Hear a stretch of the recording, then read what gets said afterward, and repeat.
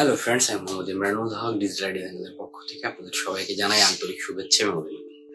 আজকের এই ভিডিওতে আলোচনা করব মূলত আপনারা যারা খারিজ করেন বা মিউটেশন বা নামজারি করেন তারা কোন কোন বিড়ম্বনার শিকার হতে পারে, অর্থাৎ দোষল অফিসে গিয়ে কিংবা আবেদন সাবমিট করার সময় কোন কোন ভুলের কারণে আপনারা হয়রান হতে পারেন, সেইগুলো মূলত আজকে আপনাদের সঙ্গে একটু আলোচনা করব। চলুন ভিডিওটি শুরু করা যাক। ভিডিওটি শুরু করার আগে আপনি যদি আমার চ্যানেলে নতুন হয়ে থাকেন তাহলে অবশ্যই চ্যানেলটিকে সাবস্ক্রাইব করে পাশে থাকা বেল আইকনে প্রেস করে অল নোটিফিকেশন অন করে দিবেন। প্রথমত আমরা যে ভুলটি করি, মিউটেশনের যে আবেদন বা খারিজের যে অনলাইন আবেদন সেটা করার সময় সেটা হচ্ছে ওইখানে সিলেক্ট করতে হয় যে আপনি জমিটি কিভাবে পেয়েছেন। সেটা ওয়ারিশ সূত্রে হতে পারে, সেটা ক্রয় সূত্রে হতে পারে, সেটা দানপত্র মূল্যে পেতে পারেন। তো এইখানে আমরা আবেদন করার সময় যদি ওয়ারিশ সূত্রে প্রাপ্ত হয়ে থাকি, যদি ক্রয় মূল্যে সিলেক্ট করে দিই তাহলে পরবর্তীতে আপনার আবেদনটি বাতিল হয়ে যাওয়ার সম্ভাবনা থাকে। এবং আরো কিছু কিছু আমরা ভুল করি, যেমন আমরা বায়া দলিল দিই না। ধরুন একজন ব্যক্তি আপনার কাছে জমি বিক্রয় করছে, সে নিজে মালিক ছিল না, সে অন্য আরেকজনের কাছ থেকে জমিটি কিনে বিক্রি করছে, কিন্তু তিনি কোনো খারিজ বা মিউটেশন করছিলেন না। তো উনি যে বিক্রি করছেন, তো ওনার কিন্তু নিজে মালিক না, সে আরেকজনের কাছ থেকে একটি দলিলে পেয়ে সেই দলিলের এগেনস্টে বা সেই দলিলের মূল্যে সে বিক্রি করছে। এই দলিলটা আমরা ওটার সঙ্গে অ্যাটাচ করি না, এই জন্য আমাদের অনেক সময় বাতিল হয়ে যেতে পারে। আবার কিছু কিছু ক্ষেত্রে দেখা যায় ওয়ারিশ সনদপত্র আমরা সাবমিট করি না। এমন কারো কাছ থেকে আমরা জমি ওয়ারিশ সূত্রে পেয়ে জমি বিক্রয় করি, যেমন ধরুন কোনো ভাই যদি নিঃসন্তান অবস্থায় মারা যায় তাহলে তার অন্যান্য যে ভাইয়েরা আছে তারা কিন্তু সে ভাইয়ের জমি পাবে। তো এই জমিটা বিক্রি করতে হলে তাকে অবশ্যই মুসলিম ফারায়েজ বা উকিল ফারায়েজ দিতে হয়। অনেকে কি করে, এটা না দিয়ে মিউটেশনের আবেদন করে দেয়, সেক্ষেত্রে আবেদনটি বাতিল হওয়ার সম্ভাবনা অনেক বেশি থাকে। আরো কিছু ক্ষেত্রে দেখা যায় যে আপনার যখন আমরা মিউটেশনের আবেদন করি তখন যে বিক্রি করছে তার ডিটেলস আমরা দিই না। বিক্রি করছে 4 জন, জাস্ট একজনের নাম লিখে দিই। এই ক্ষেত্রেও অনেক সময় আবেদন বাতিল হতে পারে। আবার নির্দিষ্ট শুনানির ডেটে উপস্থিত না হয়ে থাকলে নির্দিষ্ট সময় পরে এসিল্যান্ড বা সরকারি ভূমি কর্মকর্তা খারিজটি বাতিল করে দেয়। খাজনা দাখিলা হালনাগাদ আছে কিনা সেটা না দেখে আমরা পুরাতন খাজনা দাখিলা অ্যাটাচ করে দিই, সেক্ষেত্রেও আপনার বাতিল হয়ে যেতে পারে। সব থেকে বড় ভুল আমরা যেটা করে থাকি, অনেক ক্ষেত্রে দেখা যায় যে আমরা হোল্ডিং এ জমি আছে কিনা চেক না করে খারিজের আবেদন করি, সেক্ষেত্রেও অনেক সময় খারিজ আবেদন বাতিল হতে পারে হোল্ডিং এ জমি না থাকার কারণে।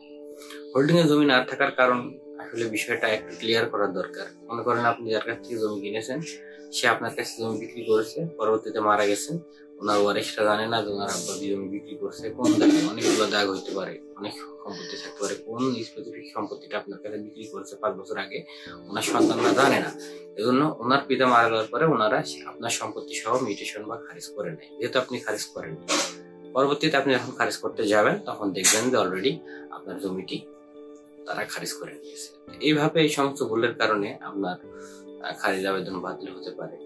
একের অধিক যদি তফসিল থাকে, খতিয়ান থাকে, সেক্ষেত্রে আপনি যদি মিউটেশনের আবেদন করার সময় মহাল ফর্ম রেডি করে না দেন, সেক্ষেত্রেও বাতিল হতে পারে। কারণ ওই ক্ষেত্রে ইউনিয়ন ভূমি সহকারী কর্মকর্তা বুঝতে পারে না কোন খতিয়ান থেকে কিভাবে কতটুকু আপনি পেয়েছেন। এই রেশিওটা সে বা যে ফারাজটা করতে হয়, ভাঙতে হয় জমিটা ভেঙে না দেওয়ার কারণে তিনি অনেক সময় বুঝতে না পারার কারণে আপনার মিউটেশনটা বাতিল করে দিতে পারে। অবশ্যই আপনাদেরকে ওয়ারিশ সনদপত্র নেওয়ার সময় ওয়ারিশ সনদপত্রের মেয়াদ আছে কিনা, 3 মাস মেয়াদ থাকে একটি ওয়ারিশ সনদপত্র দাখিল করার, মানে নেওয়ার পর থেকে 3 মাস।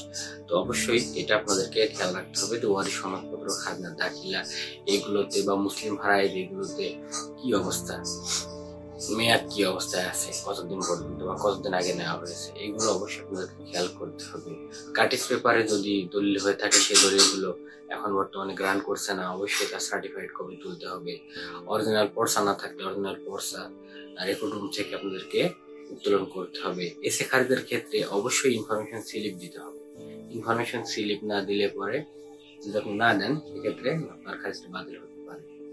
এরকম অনেকগুলো বিষয় আছে যেগুলো আলোচনা করতে গেলে অনেক সময় লাগবে। ভিডিও লং হলে আমার যারা দর্শক আছে তারা দেখতে চায় না, বিরক্ত হয়। এজন্য আমি সবসময় চেষ্টা করি যে আমার ভিডিওটার যে লেন্থ সেটাকে একটু ছোট রাখার।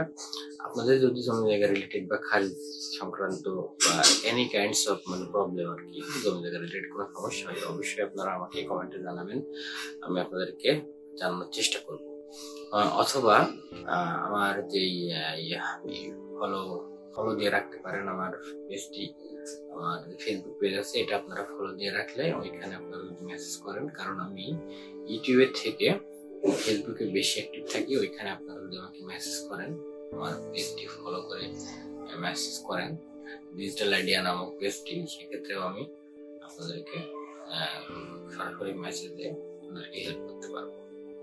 তো অবশ্যই আপনারা আপনাদের মিউটেশন বা খারিজ আবেদন করার পূর্বেই সমস্ত পেপারস গুলো রেডি করে নেবেন, এবং যখন আপনারা আবেদন করবেন সতর্কতার সহিত আবেদনগুলো করবেন। নাম বা দেখা যাচ্ছে অনেক সময় ঠিকানা ভুল হয়ে যায়, কিছু কিছু ক্ষেত্রে দেখা যায় যে আমরা জন্ম নিবন্ধন দিয়ে মিউটেশনের আবেদন বা খারিজের আবেদন করি। তো জন্ম নিবন্ধন দিয়ে খারিজ আবেদন করার সময় সার্ভার থেকে অটোমেটিক তো নেয় না, সেক্ষেত্রে ম্যানুয়ালি ইনপুট করতে হয়, সেই তথ্যগুলো অনেক সময় ভুল হয়ে যায়। অবশ্যই আপনাকে জন্ম নিবন্ধন দিয়ে মিউটেশনের আবেদন বা খারিজের আবেদন করার সময় খেয়াল রাখতে হবে, একটু বাড়তি সতর্কতা রাখতে হবে।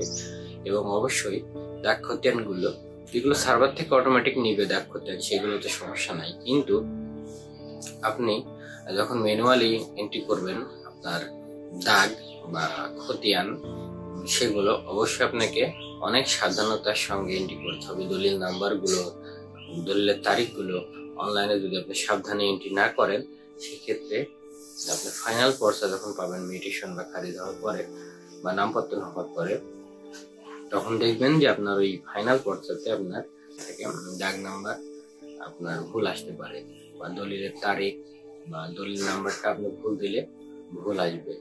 অনেক সময় তো ফুলদার জাস্ট হোল্ডিং চেক করে দেখে জমি আছে কিনা, খাজনা দেওয়া আছে কিনা, কত বিক্রি করছে সেটা ঠিক আছে কিনা, সেই সময় এটা দেখেই উনি সাবমিট করে দেয়। অনেক সময় দাগ নাম্বার বা দলিল নাম্বার বা দলিলের তারিখ এগুলা ম্যান্ডেটরি নয় খুব একটা বেশি, এগুলো দেখে না। বর্তমান মিউটেশনের ক্ষেত্রে এগুলো দেওয়া হচ্ছে, কিন্তু প্রিভিয়াস খারিজের ক্ষেত্রে এগুলো দেওয়া হতো না। তো এগুলো মানে অতটা ম্যান্ডেটরি না, অপশনাল, সেই জন্য এগুলো খুব একটা বেশি দেখে না, আর এইগুলো আমাদের বেশি ভুল হয়। তাই আপনাকে অবশ্যই খারিজ করার সময় এই সমস্ত বিষয়গুলো মাথায় রেখে আপনাকে মিউটেশনের আবেদনটি অনলাইনে সাবমিট করতে হবে। এইভাবে করলে আশা করি আপনাদের কোনো ভুল ভ্রান্তি হবে না। তো ফ্রেন্ডস, আজকে ভিডিওটি পর্যন্তই। আমার এই ভিডিওটি যদি ভালো লাগে অবশ্যই ভিডিওতে একটি লাইক দিবেন, কমেন্ট করবেন এবং আপনার বন্ধুদের সঙ্গে শেয়ার করবেন। আপনি যদি আমার চ্যানেলে নতুন হয়ে থাকেন অবশ্যই চ্যানেলটিকে সাবস্ক্রাইব করে পাশে থাকা বেল আইকনটি প্রেস করে অল নোটিফিকেশন অন করে দেবেন। আজকে পর্যন্তই, ধন্যবাদ।